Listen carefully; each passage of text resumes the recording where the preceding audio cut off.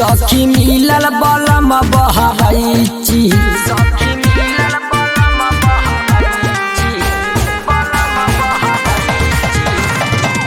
सखी मिलल बलम बहरैची सखी मिलल बलम बहरैची झाड़ी के चले लगले में गमछी झाड़ी के चले लगले में गमछी सखी मिलल बलम बहरैची सखी मिलल बलम बहरैची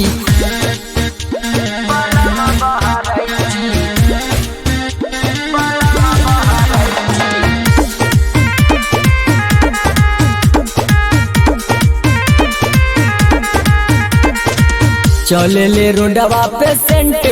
मार के देखे ली लड़की सन चश्मा उतार के चले ले रोडवा पे सेंट मार के देखे ली लड़की सन चश्मा उतार के रहेला मन हम पोरवे में रहती रहेला मन हम पोरवे में रहती सखी मिलल बलम बहरैची सखी मिलल बलम बहरैची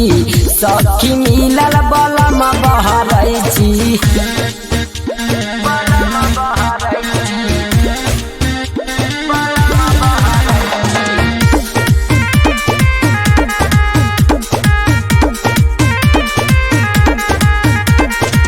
पुलिस थाना से नहीं खेड़े रात हो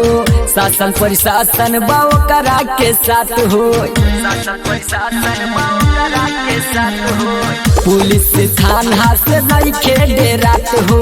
शासन प्रशासन बाव करा के साथ हो